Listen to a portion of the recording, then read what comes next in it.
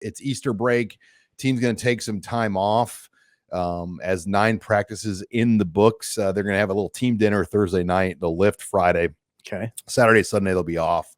They'll lift again on Monday. Then they'll practice Tuesday. So no practices at least until Tuesday of next week. Right. So, yeah, and I think the guys could use a little break. It's intense time. Rule had a fabulous quote today. I'll paraphrase it. He said, this is when you win, and we're interested in winning. We're not interested in losing and thanking the crowd for coming, thanking the fans. We're here to win. And this is when you win. He said, you don't win in the fall. I mean, you technically win games in the fall, but this is when you nail it down. You got to get a lot nailed down to win it. You got to get a lot nailed down now to win in the fall. We don't see spring practices, very much of them. But it's an intense period. That practice, I talked to coaches that were there last week. It was intense. The Saturday scrimmage is intense. It has to be. I think we get kind of lulled to sleep a little bit because it's spring. There's no game in sight. We don't see a lot. But it's got to be intense. What I like about Rule is he's a combination of old school and new school. He is. It's a great way to put it. Like Joe Paterno, ex-player, tough, blue collar, but he's very big on the recovery and the advancements and the other things that are out there to help the players. I mean, and he's mindful of players' mental health in this, and I think that's important. Old school, new school. Yeah, he's very new agey in some ways, but man, it is core. I think, Sean, it is core. Ones versus ones. You heard that today. We should have mentioned that. Well, we are going to mention it right now. He's big on ones versus ones. That had to be music to the ears of Nebraska fans, because he thinks it instills confidence. And by the way, he said that's what this team needs. This team needs confidence. Where you think before that, 3 years of Mike Riley, 5 years of Scott Frost's era, there was very little contact in practice. They thudded, but yeah. For 8 years, it was limited. Pretty limited. I don't know. I wonder what those coaches like. I put myself in the shoes of a Greg Austin. If he was listening, would he say that? Would he say it was limited? I don't know. I go back to Ireland though, when they said they took the pads off the team for almost 2 weeks before going out there. Oh yeah, that's true. Think about that fall. Sean. Think about the fall camp. That really raised eyebrows. The 3 on, 1 off, all the way through. They never did 4 days in a row all fall camp. Yeah. It was like that was new agey. It was like a firefighter shift, 24 on, 24. It was like I never had seen like a practice. It sounded all good, but they weren't ready for Northwestern. No, they weren't. You can say that now. They really weren't. They obviously played them well and played them close, but you saw what happened with Northwestern. They're 1-11. They're 1-11. And we thought, oh, that Northwestern team's not that bad. Yeah, it was terrible. Nebraska made them look good. I remember I was saying those 2 running backs, those 2 guys might be playing in the NFL. That was just wickedly stupid. They weren't that good. It was just that, like you said, Nebraska wasn't ready. They weren't that well prepared for that game. They had a defensive coordinator who had lost his way. He lost his way, Eric. And it's sort of mesmerizing to think. Well, and even like that onside kick, we blame that on the game, but they were still up 11. That's what Rule said. Yeah, they're up 11. Stop them. You're up 11 points. Right. Yeah. Was it we don't need to relitigate that call, but you're right. It shouldn't matter that much, but it did. Late third quarter. Right. Yeah. Just some of that. All right. I want to end on this. We got some interesting data. Steve Rosen, and we're going to have a full story on alcohol sales at Pinnacle Bank Arena. The numbers are in. Yeah. And kind of just as we thought, there's not as much money made off alcohol sales as you would think. Here are the numbers for men's basketball when you break down the alcohol sales for Nebraska. I'll pull these up here so I could. The month of February was $258,000. That was the high water mark month. Total sales. But you look at just these numbers right here. These are the monthly numbers. They don't play a lot in October, so throw October out the window. But $80,000 to $93,000 in November, December, January. With February, They had a lot of weekend home games, if you remember, a lot of Saturday, Sunday games in February. So that was a good month. But I mean, I kind of the women's numbers, as you would expect. I think there are Husker fans that probably spend more money on their tailgate party beer than what the women's games sell. Yeah. So I'm serious. Right. So the takeaway, I mean, what Nebraska takes away from this as an athletic department is very minimal, right? 10%. So like, I think Nebraska will make let me read about 60,000. Yeah. So the total number that Steve reported, they made they sold $607,000 in drinks. And the athletic department would get 60,000. Yeah, $60,000. Right. So that falls out of your couch, Sean. I mean, that's nothing. I mean, and Trev, to be fair, Trev Alberts said this is not a money-making enterprise. This is a fan amenity. Now, you know who would help, so the arena. Yeah. Like their margins next door to our office here, they're tight. I mean, $550,000 for the arena. Yeah. That's a big bump for them. I mean, that's $550,000 they didn't have before. Okay. Yeah. So it's a it's a significantly bigger bump for them than Nebraska. It's not really even it's just a little anthill for Nebraska, 60,000. Seriously. It might cover the toilet paper for the building for the year or something small. It's not, I mean, but I think it's more like Trev Alberts and Doug Ewald and their team saying, like, we're trying to offer the best fan experience.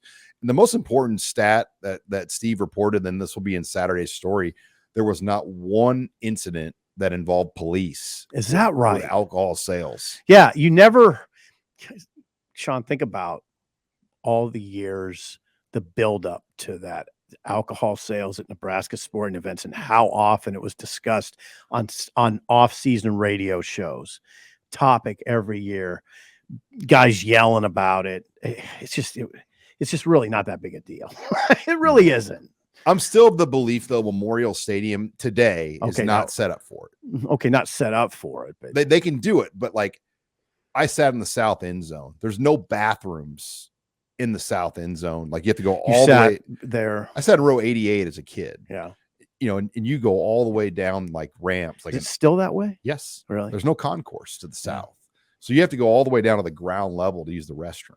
I'm not a man of the people. I don't sit in the stands. I haven't. I did, when I was 12. Row 88, section 16A, seats 5 and 6. My dad still has those 2 tickets, but he sits over on that upper east balcony now. He's kind of a man of the people. Hey, Sean, it's the apparatus isn't there, but I mean, trying to sell to me that there's just going to be a lot of problems in the state. Come on. There's alcohol sales all over America. More like, where would you put your beer without spilling it on somebody? I mean, that's a problem because you're packed in. I mean, no, absolutely. Well, like I sit at Pinnacle Bank Arena in section 101 or 102. It's one of the sections that's collapsible. They can like move it in and out. Well, the cup holders that come down on your armrest, they don't fit the beer can. Oh, they don't. So like, your beer can just slips right through. Now, really? If they sold the 25 ounce or 24 ounce can, they would fit. Okay. But at Husker basketball games, they sell 16 ounce cans. Yeah. For concerts, they sell 25 ounce cans. Okay. So my counsel would be just sell the 25 ounce cans. Okay. And they'd fit in the cup holder at the arena better. Yeah. But you're right.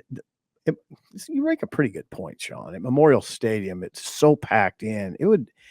Guys would be, and spilling women, on people. They would literally be spilling on people. Literally. You're right. Yeah. I wouldn't do it. But once, and they did announce, by the way, that HDR is the architect firm out of Omaha that Nebraska will be working with to come up with the plan for Memorial Stadium. Now they've given a range set for this of $200 to $500 million. That's quite a range. Yeah, 500 million. Like my question would be is, how do you get to 500? Like, what would need to be like? What justifies the top of this range and the bottom of? There'd be all kind of different money sources. I don't know how much you're going to get private. I mean, you're asking people to donate to other people's comfort, which, I mean, it's not like asking somebody for NIL money, which directly affects the teams that you're cheering for. This is just a comfort discussion, but there's other ways raise that money, but $500 million is over the top.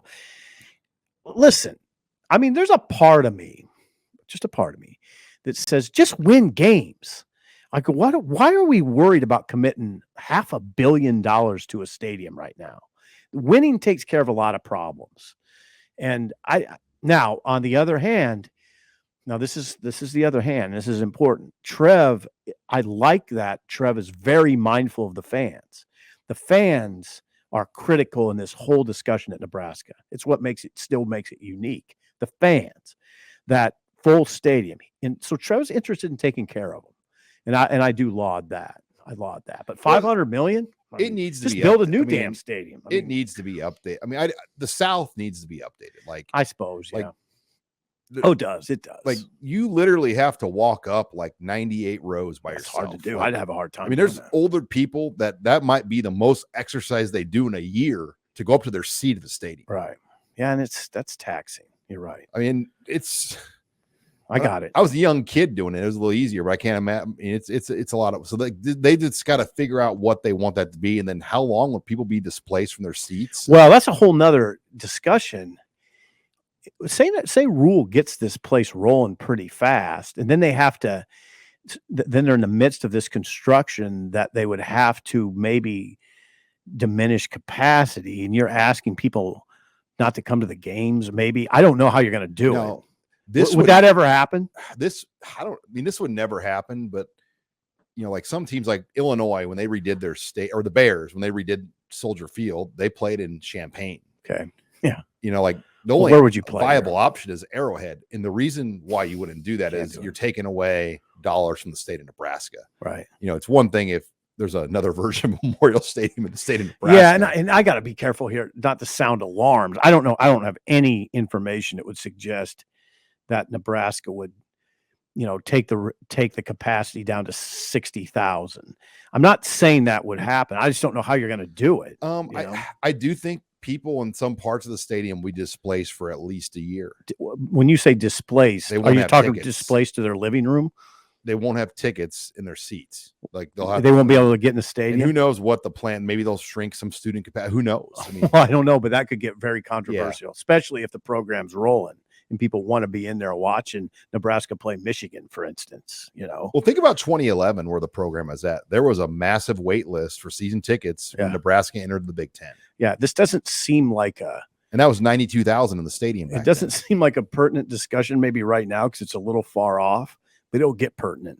When you start telling, when you start telling people they can't come to the game, if that happens, see, that's where an AD makes his money, because you get some angry people. Well, Trev dealt with it already on that east balcony when they converted it to club seats, the original balcony. Yeah. And they said, you can keep your seats, but you're gonna have to pay this much more money. Yeah. I mean, that wasn't some people had those seats forever, but they were getting a hell of a deal. And now they're making those seats club seats. Once again, all this is easier if you're winning. Yeah, it is. Right now, it's not easy. Except, people are going to want those tickets. Being an AD would be a headache, especially at a place like here. Yeah, well, I'm just saying when you're messing with your stadium, then it gets really tough. I mean, people get mad when when Runzas were taking out of the stadium. Remember how mad people were about that? Yeah. When they switched from Coke to Pepsi, people were mad. I mean, yeah, Trev. Now I know this for a fact. This discussion is occupying a lot of Trev's time. It is. He's got his football coach. Yeah, he's got his football coach. He's made his decision on basketball. The stadium is taking a lot of his time.